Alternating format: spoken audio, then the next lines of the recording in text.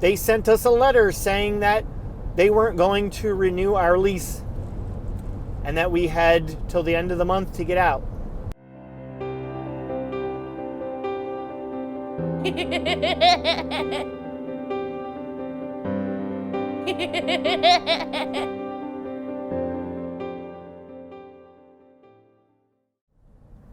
Hey everybody.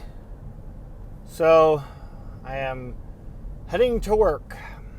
So I work as basically like a department manager, and I'm required to work one closing a week. And the dilemma with that is the time of day that I have to leave to go to work is right during the time when my pain meds from the morning are wearing off and my pain meds for the afternoon have not yet kicked in, and I have to jump in the car and drive to work. And it sucks because it hurts my back. And anybody who has ever had a serious injury, or especially a spinal injury, that is unfortunately not able to be fixed by surgery, or they've done the full extent of the surgery that they can do to fix it, like with mine, you would understand what it's like to have to deal with this stuff. The truth is people who don't have to deal with chronic pain or severe pain, no offense to you guys, but you just really don't understand. You can have sympathy, and you know, the sympathy and the caring is appreciated, but you really don't fully understand what it's like unless you've actually lived it or are living it. So anyways, trying to drive to work with immense pain in my back right now. Man, I had a thought that I had wanted to bring up with you guys, and it's really hard to even think what it was with the pain. Oh gosh, it's gonna take a minute for me to gather my thoughts.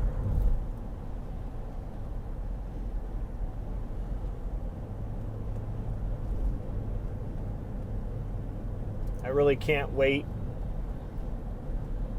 to get to the property and work at my own pace, my own timing. If it's a bad time for pain, I can just stop doing what I'm doing. I don't have somebody who's telling me I have to be there at a certain time or I have to get things done in a certain time.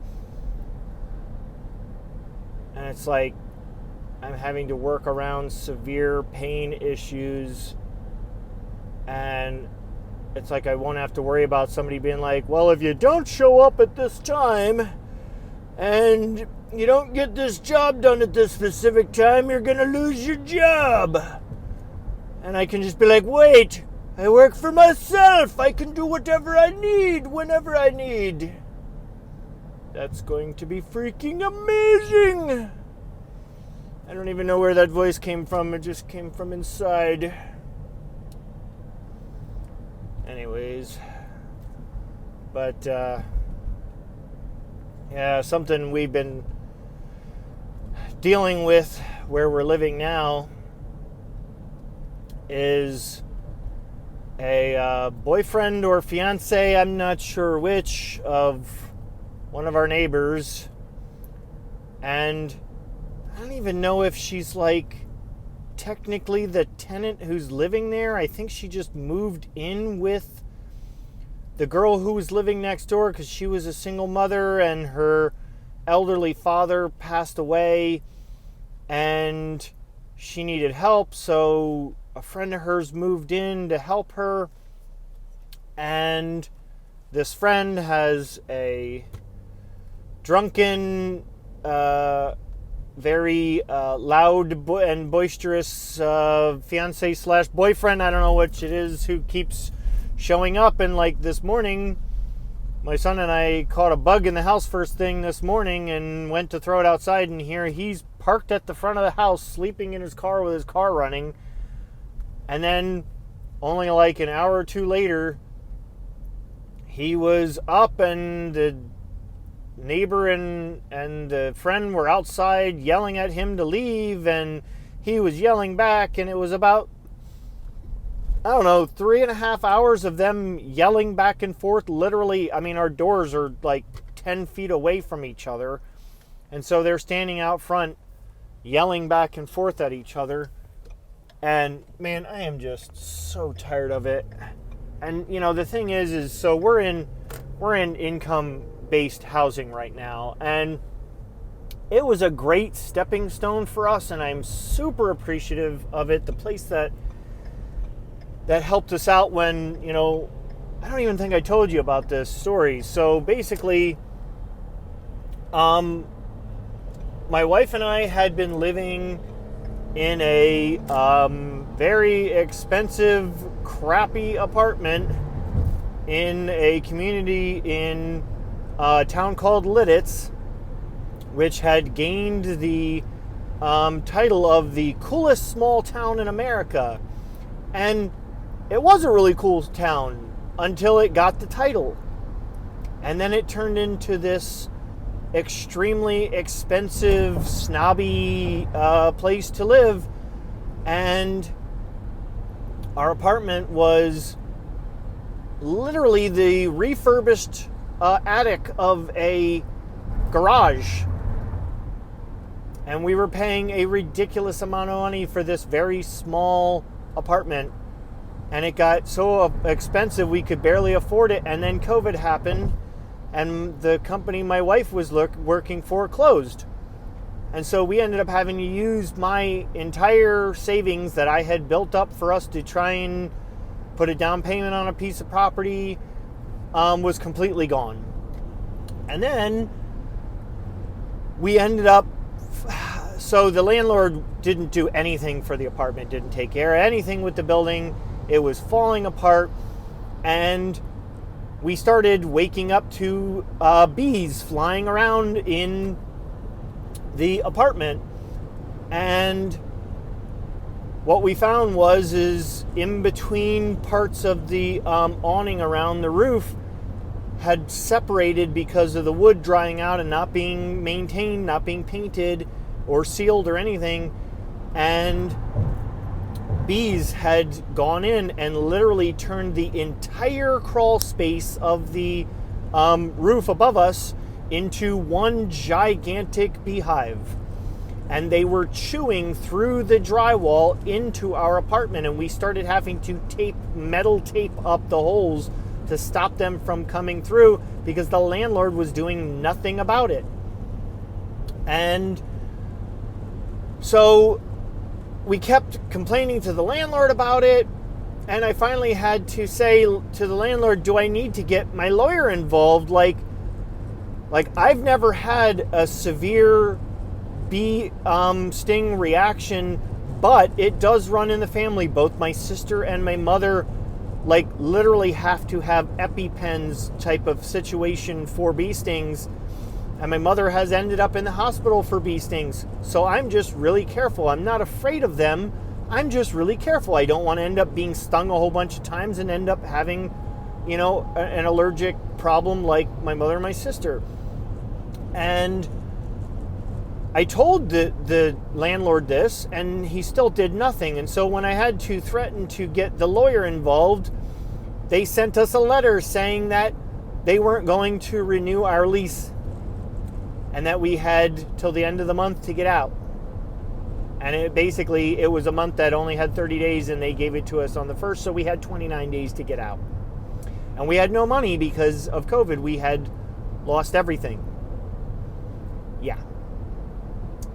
So we ended up homeless for a month. And we're living out of our van and a hotel, and then we stayed for a very short period at my mother's house, which was basically sleeping on cots, crammed into the tiniest room that you could possibly fit 3 people in. And I was really appreciative to my mother for letting us stay there when we ran out of money for the hotel for the very short amount of time that we were there. Because, like I said, we got some help. We did get some help paying for the hotel. A church that we were going to at the time helped us pay for that, so that we weren't living out of our van. And it was just an absolute nightmare month. And I know there are a lot of people who have done it for a lot longer than that. And I have a great caring in my heart for them because of what my wife and I and our son went through. But anyways, we found a place that had income-based housing to help for families, only they had like a 2-year waiting list. Well, when we told them what was going on, and my mother-in-law, sorry about the shaking, I still need to get that tire fixed. Whenever I brake on the highway, it shakes like crazy. Oh yeah, my appointment, I thought my appointment was the other day, and it's not until next week, so unfortunately I gotta wait another week to get it fixed. But anyways, back to the story. So my mother-in-law, she had gone through this same company once before, and so she knew one of the ladies that worked in the office and called her and was just like, hey, how's it going? I haven't seen you in a long time. My kids are in desperate need of help. And that lady was freaking awesome and pulled some strings for us and found one of their, because they own a bunch of buildings, found in one of their buildings they had just evicted someone, and the house was, or the townhouse was sitting, waiting to be redone. It needed to be cleaned out, painted, new carpet, and she pulled some strings and got it rushed. And within a few weeks' time, we had a place to move into, which was freaking amazing. And this is probably one of the nicest places we've ever lived in. But because it's low income, or whatever you want to call it, low income-based housing, it comes with the problems of certain neighbors. And neighbors constantly are throwing their doors into my car because they just don't care about their cars. And the parking lot, the parking spaces are literally so small that when you pull into the spot, the lines line up directly with the sides of your car. So there's not even enough room to open your doors. And so there is that problem, but then nobody just gives a crap. So everybody's swinging their car doors into everybody else's cars. And sometimes people, they just get so fed up with trying to park in the tight spots that they'll just park partially over into the next spot, and they'll take up, 2 spaces, and it's limited parking. So there's that problem. Then there's the problem with, the angry, yelling neighbors. And I'm ready to move back to a small town.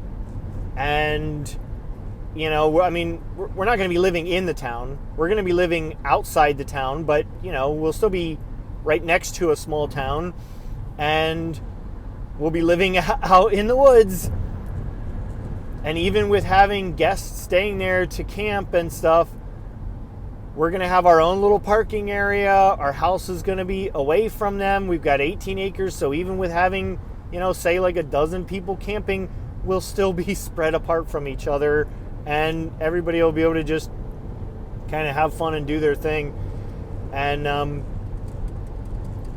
yeah, I can't wait. Really, really can't wait.